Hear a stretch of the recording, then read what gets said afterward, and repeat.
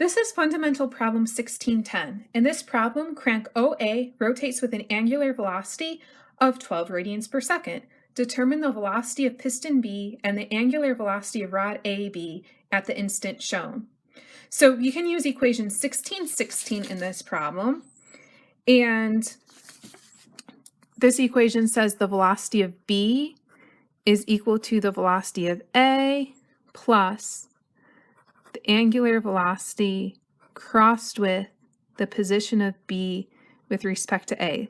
This is exactly the way equation 1616 is written, and we want to keep the A's and B's the way they are in this equation.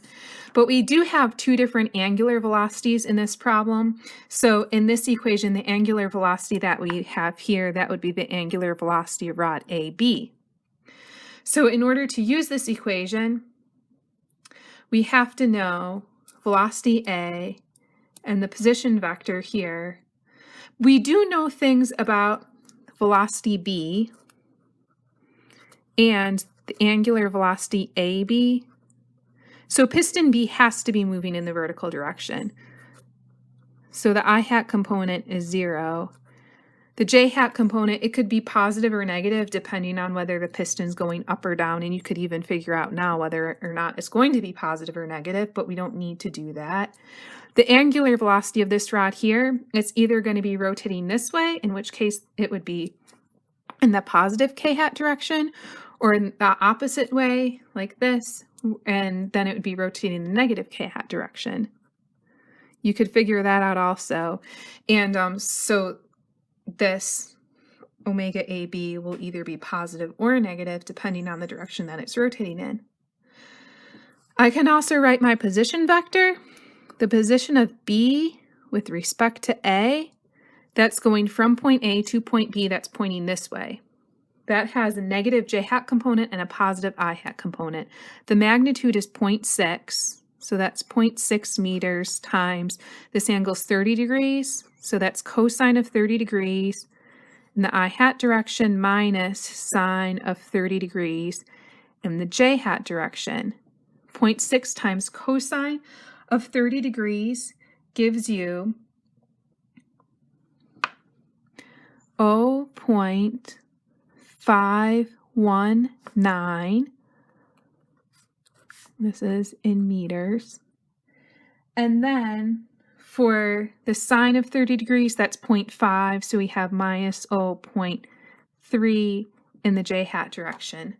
The last thing I need is the velocity of A. Now, there's different ways you could find this. First of all, you can just look at what they give you here, and if the angular velocity of crank OA is this way, then the velocity of point A is this way in the negative I hat direction. And the magnitude of the velocity is just the angular velocity of 12 times the distance from here to here, which is 0.3. So that's 12 radians per second times 0.3 meters. And that velocity is going in the negative I hat direction, so in the negative I hat direction. You could also use equation 1610. In equation 1610, let's go back there, and this was rotation about a fixed axis. So this vector here is from somewhere on the axis of rotation to the point you're looking at. So point O would be your axis of rotation. So if you do a vector from here to point A, that would be 0.3. You do the angular velocity crossed with that, and that would give you the minus I hat. Or you could even use equation 1616. If you use equation 1616, you would change the A's to O's and the B's to A's, but the velocity of O is 0. So that just says the velocity of point A is equal to the angular velocity of OA crossed with the position of A with respect to O. Okay, so 3 slightly different ways, but they all give you this, which is negative 3.6. And radians per second times meters, we'll call that meters per second, and that's in the I hat direction. So now we should have everything we need in order to use equation 1616, but before I plug into equation 1616, I want to do the cross product. It will just make things a little easier if I do the cross product first. So I'm going to do the angular velocity vector crossed with the position vector. I guess I'll write that out before I do the cross product. So the angular velocity is A, B, the k-hat direction, crossed with my position vector, which is here.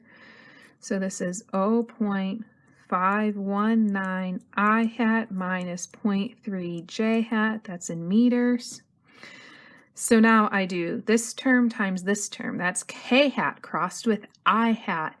K hat crossed with I hat gives me j hat. So that's omega AB times 0.519 meters. K hat crossed with I hat is j hat. Then k hat crossed with j hat gives me negative I hat, but this is already negative. So the whole thing will be positive. That's omega AB times 0.3 meters in the I hat direction. Okay, so now I can go ahead and plug everything into equation 1616. I have the velocity v, which is vb in the j hat direction, is equal to the velocity of a, which is minus 3.6 meters per second in the I hat direction, plus the cross product here.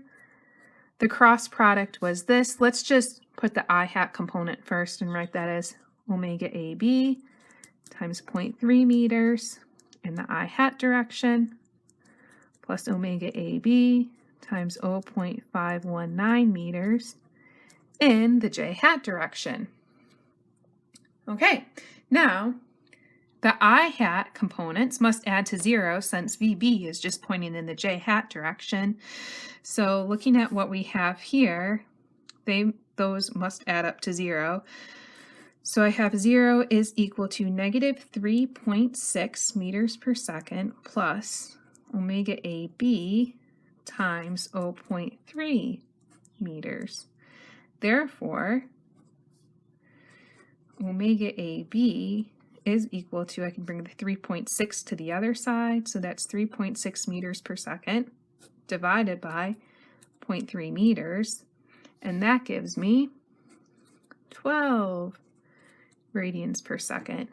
Now I can go back to what I wrote here and say the angular velocity vector is 12 radians per second in the k-hat direction. So that means it's rotating this way. So that's counterclockwise. Now, after I know that, I can go back to this equation here. Since the I hat components add up to 0, I have VB j hat is equal to my angular velocity of 12 radians per second.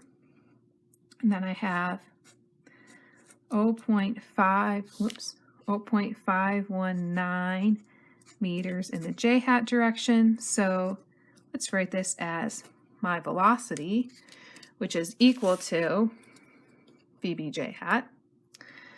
12 times 0.519, that gives me 6.228.